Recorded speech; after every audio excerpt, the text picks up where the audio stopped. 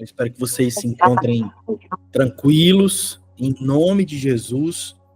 Que o Senhor possa falar grandiosamente ao coração de vocês.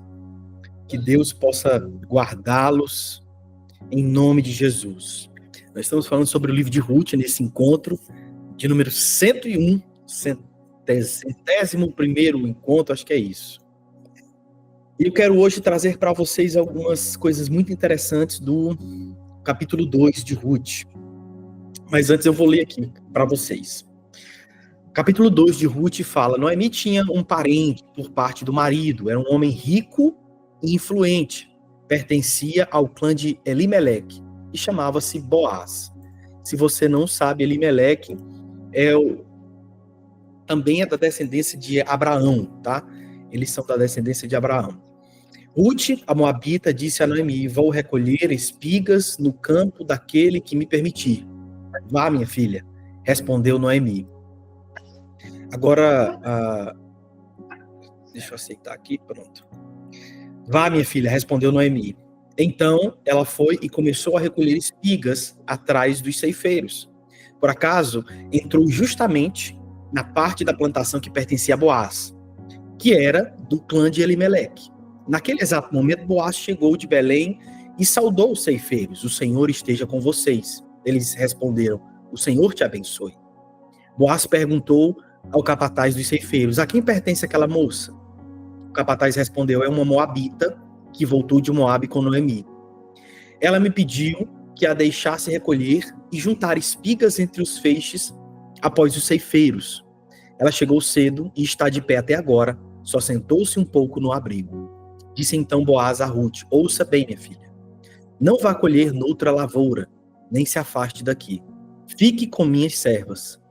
Preste atenção onde os homens estão ceifando e vá atrás das moças que vão colher. Darei ordem aos rapazes para que não toquem em você. Quando tiver sede, beba da água dos potes que os rapazes encherem. Ela se inclinou e, prostrada rosto em terra, exclamou: por que achei favor aos seus olhos a ponto de o Senhor se importar comigo, uma estrangeira? Aqui você vê o peso de ela ser uma moabita, né? Você vê o peso, poxa, como que essa pessoa me dá tanta atenção, como é que esse rapaz me dá tanta atenção quando eu sou uma estrangeira nessa terra? Boaz respondeu: contaram-me tudo o que você tem feito por sua sogra, depois que você perdeu o marido, como deixou seu pai, sua mãe e sua terra natal para viver com um povo que pouco conhecia.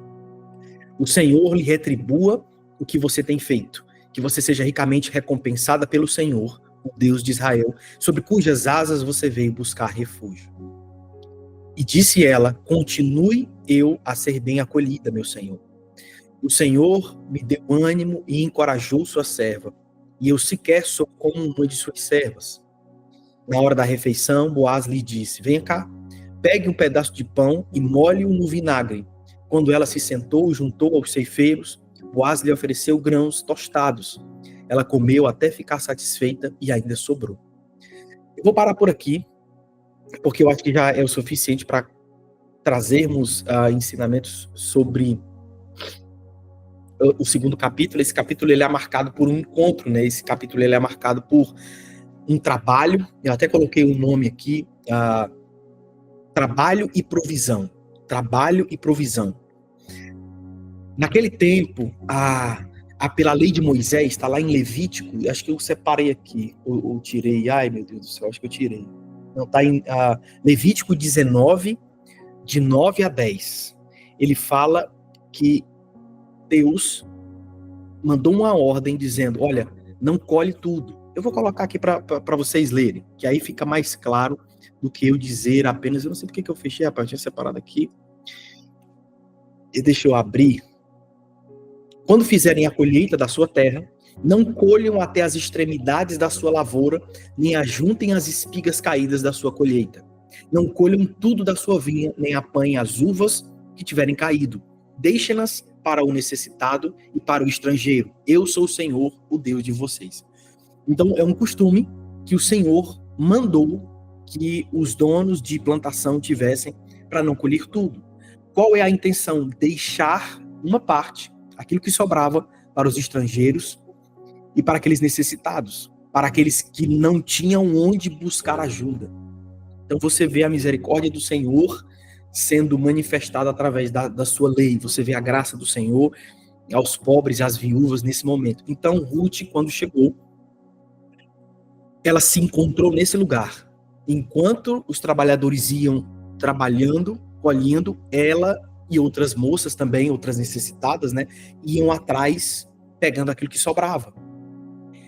Irmão, é muito difícil você caminhar nesse lugar. E para mim, Ruth é um exemplo extraordinário de uma mulher que esvaziou assim todo o orgulho para estar nesse lugar de estrangeira, porque aquele lugar de colher, aquilo que caía no chão, era o lugar mais baixo da sociedade, se assim eu posso dizer. Era o lugar dos necessitados, era o lugar daqueles que não tinham absolutamente nada. E o texto, ele começa dizendo que Ruth passou muito tempo esperando, passou muito tempo em pé, passou muito tempo esperando aquela oportunidade, trabalhando muito. O fato de ela ter passado muito tempo em pé e ter descansado apenas um pouco é que enquanto os homens iam trabalhando, ela ia atrás colhendo. Então ela colheu muito. O que isso me mostra? Que ela era uma mulher resiliente.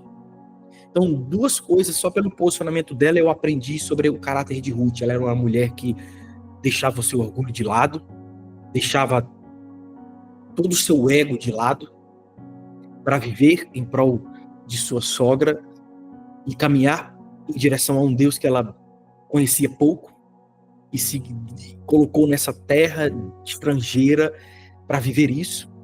Então ela era uma mulher muito decidida e resiliente. Uma mulher trabalhadora, uma mulher que dava o melhor que podia dar. E é interessante como Boaz a encontra, porque ela se destaca no meio daquelas pessoas. Né? Quem que é aquela? E aqui, irmão, eu aprendo algo tão profundo, porque não é ela que fala dela, são as outras pessoas que falam sobre ela. A Ruth me ensina até mesmo como me portar, porque quando eu estiver em determinados lugares, eu não preciso falar de mim mesmo. Deixe que as minhas próprias reputações e as minhas obras falem por mim. Porque uma hora ou outra, quando Deus quer te levar, quando Deus quer te colocar em determinados lugares, irmão, o seu nome é soprado nesses lugares. O seu nome é soprado para essas pessoas. O seu nome é soprado para onde Deus quer te levar. E havia um projeto de Deus para a vida de Ruth. E Deus estava soprando o nome dela. A fama dela havia chegado. Sabe, ela estava cuidando de sua sogra, largando toda uma vida, e aquilo teve um significado muito grande para Boaz. E ela foi abençoada e agraciada pela posição, pela decisão e pela resiliência que ela tinha. Isso me ensina demais. Isso me ensina que eu não preciso de apresentações. O que eu preciso é ser apresentado. Eu não preciso me apresentar, eu serei apresentado. Eu não preciso dizer o meu currículo, o meu nome será soprado nos lugares que Deus quer me levar. O que eu preciso?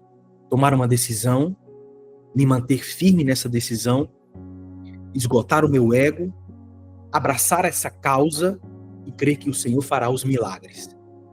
O que me cabe? O que coube a Ruth? Caminhar na plantação colhendo aquilo que lhe cabia. O que ela poderia fazer naquele momento? Pegar as esmolas. Era a única coisa que tinha. Mas você não vai ver ela reclamando. E é interessante isso, porque quando eu olho, a Ruth, para mim, nesse exato momento, é como uma nova convertida. Porque ela diz, olha, o teu Deus agora será o meu Deus. Então parecia que naquele momento, no capítulo 1, ela estava se comprometendo a continuar com a sua sogra e a partir daquele momento servir ao Deus da sua sogra. Então ela parecia ser uma nova convertida. Essa é a imagem que tenho dela. Sabe, uma pessoa que decidiu acreditar num Deus que ela não conhecia tanto. Uma das características boas dos novos convertidos é que eles não carregam a religiosidade dos antigos. Às vezes, por não conhecer tanto a Deus, não culpa tanto a Deus por tudo. Sabe, eu já vi muitos novos convertidos passando por problemas, por adversidades, e eles não culpavam a Deus. Diferente de convertidos mais antigos, que estudam a Deus há mais tempo, que quando passam por alguma adversidade, já se questionam logo, Deus, por que o Senhor me abandonou? O que aconteceu? O novo convertido, ele não tem essa noção de que a culpa é de Deus para tudo. Ele não pensa nisso, porque ele nem entende muito sobre isso. Você também não verá a Ruth reclamando por ter que estar num lugar de necessidade, num lugar de humilhação, se assim posso dizer, para sustentar a si e a sua sogra. Ela decidiu fazer isso. E fez isso, irmão, calada. Sabe, tem hora que você tem que trabalhar calado. Tem hora que você tem que dar o melhor que você tem em silêncio. Deixa que Deus sopre o teu nome. Deixa que Deus fale de você. Deixa que a tua fama chegue às pessoas, não pelas tuas palavras, mas pelas palavras do próprio Deus. O Senhor faz isso com Davi. Quando fala para Samuel, olha, vai lá, dentre um dos filhos de Jessé. É ele que vai ser o próximo rei de Israel. Deus faz isso com Eliseu. Quando ele fala para Elias, olha, vai lá, tem um menino na junta de bois, vai lá. Deus aponta, Deus manda buscar se necessário. Mas nós não precisamos falar sobre nós mesmos, a gente precisa falar sobre a mensagem que nós carregamos. Quem fala sobre nós é o Senhor, e nós falamos do Senhor. Quem fala de nós são as nossas obras, não os nossos argumentos. E o problema é que às vezes nós queremos entrar em alguns lugares como se nós estivéssemos entregando um currículo, sabe? Como se nós estivéssemos entregando, eu tenho 10 anos de casa, eu já cuidei de adolescentes e jovens há mais de 10 anos, eu já fiz isso, eu já fiz aquilo. Irmão, não é sobre isso, sabe? É sobre, cara, eu fiquei sabendo, você já cuidou de jovens e adolescentes há muito tempo, que você já isso, que você já aquilo. Eu fiquei sabendo. E eu vim aqui conversar com você, isso é verdade? É isso mesmo? Sim, é verdade. Então veja, quando Deus te apresenta, os lugares atraem você. Quando Deus te apresenta, quando Deus te leva, você pode estar no anonimato que estiver. Uma hora Deus te expõe, porque você viveu humilhado debaixo da sua poderosa mão, e no tempo oportuno Ele te exaltou. É essa convicção que eu quero que vocês carreguem no coração de vocês, porque Ruth não precisava passar pelo que passou, mas ela também honrou a decisão que ela tomou. Eu escrevi aqui alguns apontamentos. Após retornarem a Belém, Noemi e Ruth enfrentaram uma realidade desafiadora, a pobreza e a necessidade. Ruth decidiu ir aos campos para colher espigas, uma prática permitida pela lei de Moisés, para ajudar os necessitados. Em Levítico 19, de 9 a 10, fala sobre isso. Deuteronômio 24, 19 a 22 também. Foi nesse cenário que ela conheceu Boaz, um parente de Elimeleque, que desempenhou um papel crucial na história de redenção. O trabalho diligente de Ruth. Deixa eu... Pronto, aqui. Primeiro ponto, o trabalho diligente de Ruth. Ruth demonstra uma atitude exemplar ao trabalhar nos campos de Boaz. Proatividade e humildade. Ruth não esperou que Noemi resolvesse a situação. Ela se ofereceu para colher espigas e, mesmo como estrangeira, tomou a iniciativa com humildade. Diligência e perseverança. Ruth trabalhou arduamente, desde cedo até tarde, sem se deixar abater pela posição de estrangeiro. Né? Ruth 2, do 7 ao 17, foi onde aconteceu tudo isso. Depender de Deus enquanto age. Embora confiasse no Senhor, Ruth não ficou inativa, não ficou esperando que as coisas acontecessem. Ela exemplifica a harmonia entre oração e ação. Isso aqui é surpreendente. Eu separei esses três primeiros pontos iniciais: proatividade e humildade. Não é o fato de que nós estamos passando por uma situação difícil ou nós estamos esperando por um milagre, nós ficaremos parados. Não, nós seremos proativos, nós vamos caminhar. Diligência e perseverança. Depender de Deus enquanto eu estou agindo. E aqui eu coloquei uma observação muito interessante: o equilíbrio entre a oração e a ação. Você ora, mas tem gente que às vezes está paralisada no meio do caminho porque coloca diante do Senhor a responsabilidade de fazer aquilo que quem tem que fazer é ela. Irmão, eu estou tomando decisões. Lembra que algum momento atrás eu falei para vocês, gente, se movam. Tomem atitudes, ajam. Se coloquem nesse lugar de agir e o Senhor vai mudar a rota de vocês, façam. E o Senhor vai mudar a rota de vocês, o Senhor vai encontrar vocês, o Senhor vai transformar a vida de vocês no meio do caminho. Façam isso, sabe? Não fiquem neutros, estagnados. Se movam. E eu coloquei um ponto 2, né? Foi 1.1, ponto 2, ponto 3. Agora, 2.1. O favor de Deus através de Boaz.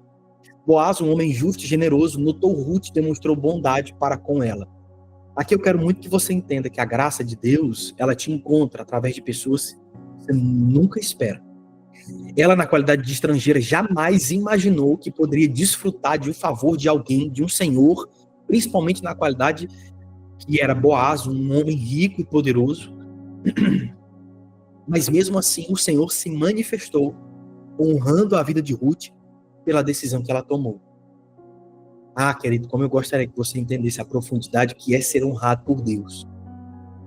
Quando você é honrado por Deus, Deus está respondendo a um posicionamento que você tomou. A honra de Deus para com você é muito maior do que os homens podem te entregar. Porque os homens podem te entregar aquilo que é conquistável, mas só Deus te entrega aquilo que é eterno. Só Deus. Os homens podem te entregar recursos, oportunidades, mas só Deus te entrega aquilo que vem dos céus. Só Deus te entrega aquilo que é eterno. Então existe algo que só Deus pode te entregar. Por isso que a honra do Senhor, ela é muito maior do que a honra dos homens, porque a honra dos homens compra o nosso ego. A honra dos homens compra os nossos princípios, a honra dos homens compra o nosso governo. Às vezes a gente tem que sacrificar o governo da nossa própria vida para aceitar certas propostas.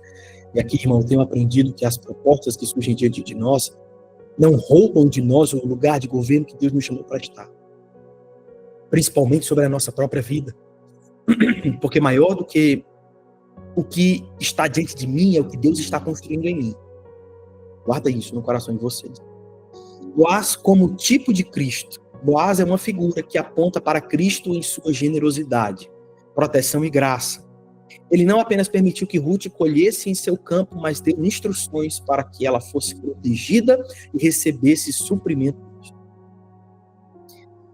2.2. Reconhecendo o valor de Ruth. Boaz reconheceu o caráter. Lembra no começo dos nossos encontros sobre a pessoa de Ruth, que eu falei que uma das maiores características de Ruth não era o lugar que ela nasceu, mas o caráter que ela carregava? Pois aqui você está vendo sobre isso. Boaz reconheceu o caráter de Ruth e sua fidelidade a Noemi. Isso mostra que Deus honra aqueles que agem com integridade. A sua integridade lhe fará colher frutos de honra. A integridade é a semente que traz frutos de honra.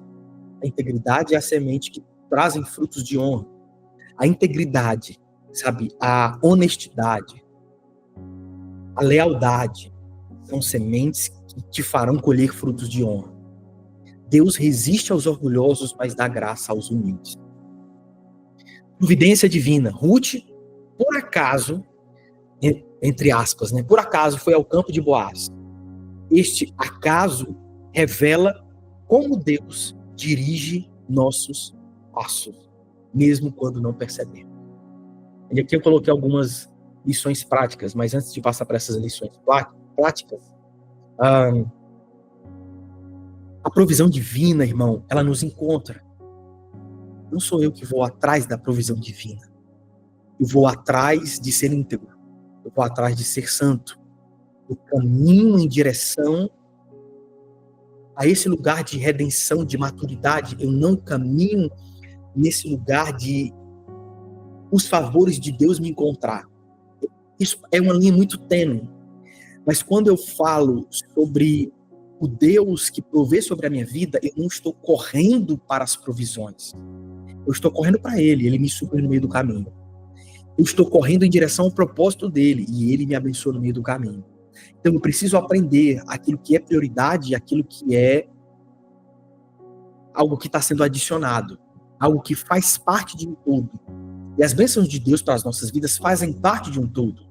Por isso, mantenha o seu caráter sempre íntegro, seja sempre fiel, seja sempre leal às palavras que um dia você proferiu e constante.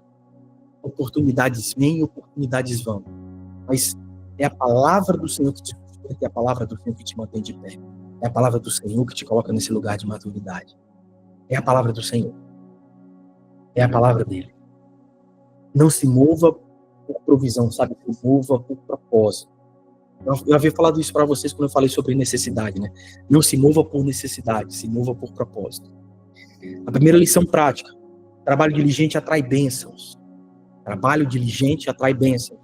Assim como Ruth, devemos ser diligentes e perseverantes, confiando que Deus abençoará os nossos esforços.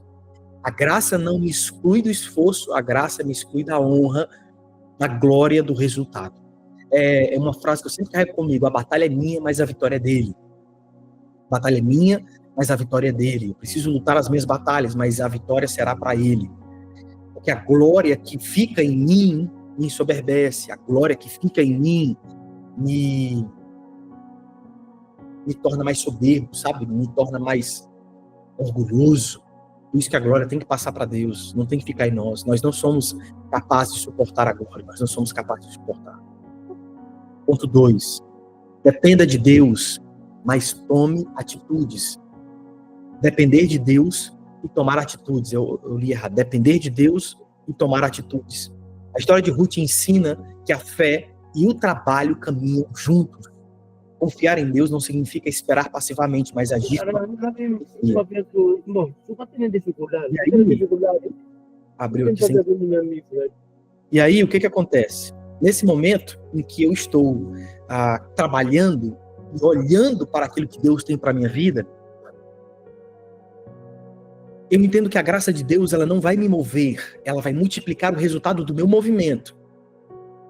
É assim, eu trabalho e se eu fosse trabalhar sozinho, eu produziria 10. Mas pela graça do Senhor, o resultado do meu esforço, eu produzirei 100. É isso. É esse entendimento, é essa clareza. Meu esforço é multiplicado pela graça de Deus. A minha resiliência é multiplicada pela graça de Deus. O resultado do meu trabalho é multiplicado pela graça de Deus. Então eu continuo dando o meu melhor. Por isso que Paulo vai nos ensinar, olha, continuem fazendo as coisas como quem faz para Cristo, como quem faz para o Senhor, sejam excelentes. Sabe, sejam resilientes, sejam excelentes, sejam os melhores que vocês podem ser naquilo que vocês fazem. Deus abençoará vocês. Ponto 3, lição prática. Favor imerecido.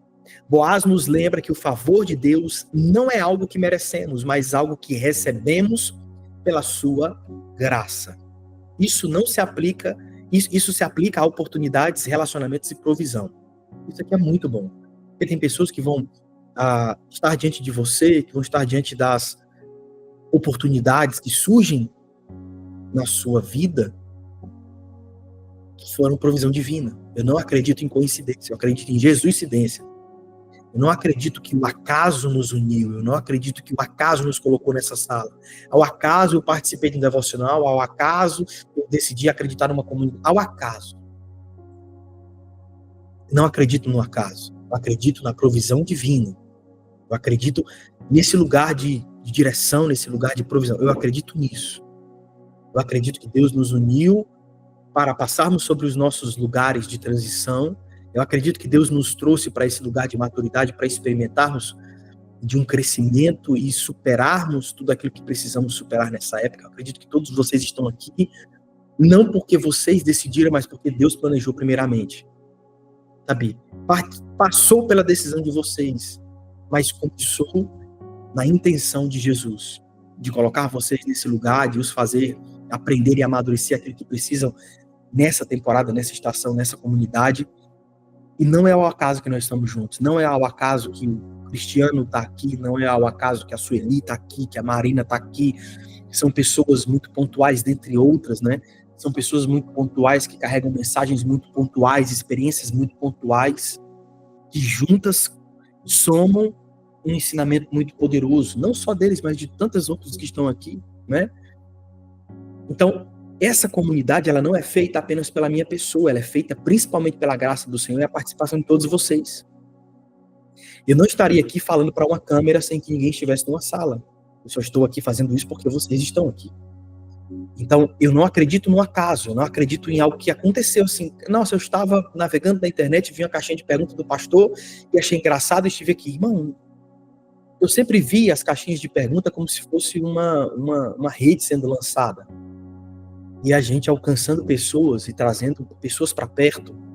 Eu sempre vi isso, porque muitos hoje são levados por causa de marketing, por causa de visibilidade, e às vezes o próprio algoritmo não mostra certas coisas. Então, eu creio muito que Deus se vale de artifícios, principalmente das nossas particularidades, como no meu caso, ter um pouco de graça, né? A quinta-feira ainda reside em mim. Isso ser a rede, aquele chamado inicial, aquele convite, um sorriso, para um lugar de maturidade. Talvez você começou a acompanhar o trabalho sorrindo, mas agora está acompanhando não por causa das caixinhas, mas por causa da mensagem, sabe? Isso não é um acaso. Isso não é um acaso, isso não é algo que nós conseguimos planejar. Quem planeja isso é o Senhor. Então eu creio muito nessa provisão divina, nós não merecemos, mas Deus nos livra, Deus nos amadurece, Deus nos coloca nesse lugar de sermos o alvo das bênçãos. Último ponto, lições práticas, ponto de número 4. Deus usa pessoas como instrumentos para nos abençoar. Assim como Boaz foi usado para abençoar Ruth, Deus frequentemente usa pessoas para realizar o seu propósito.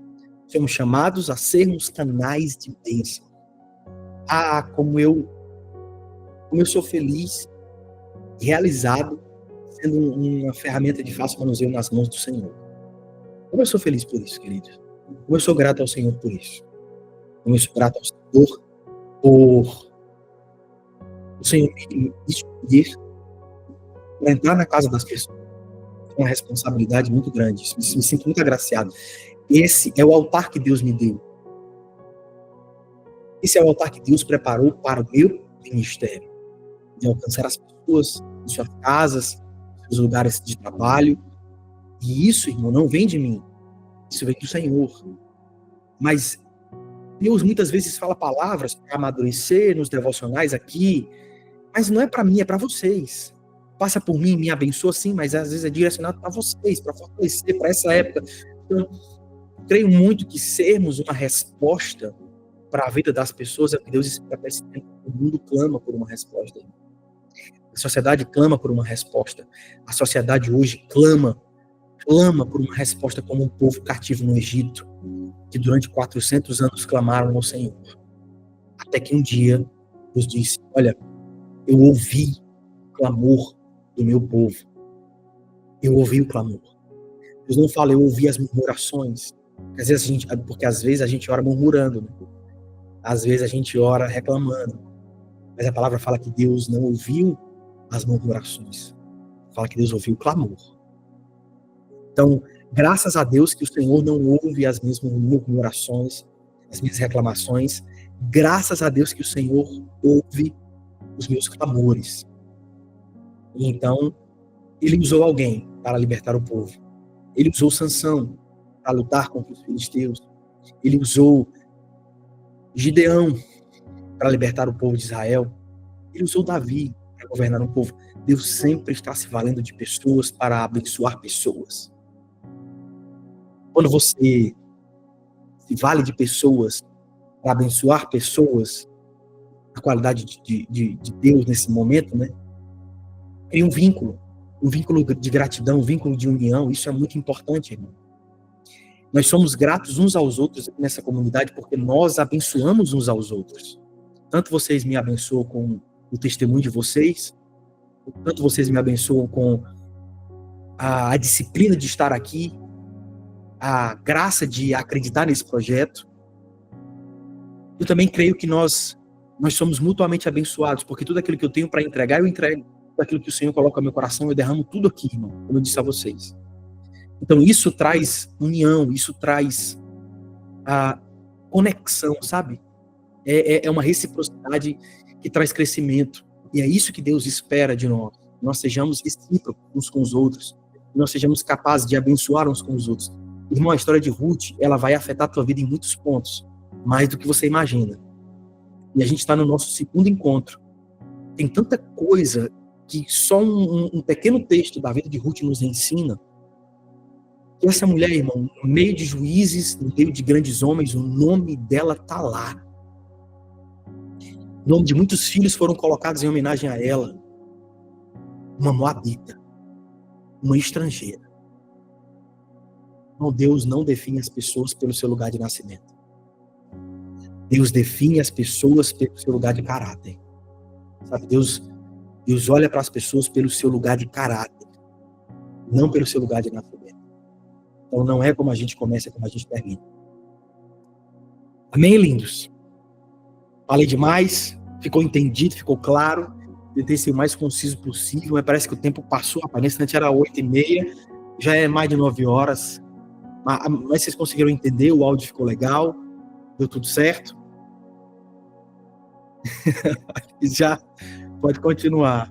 Mas eu acho que eu já entreguei todo o conteúdo para vocês nessa lição, voou, né, cara? Parece que tem coisas assim, quando já passaram-se 30 minutos, cara. Mais de 30 minutos. Eu ficaria mais tempo, viu, pastor, te ouvindo, viu? Que benção, né? Voou, e eu nem senti. Meu Deus, gente, já passou de 9 horas. Nossa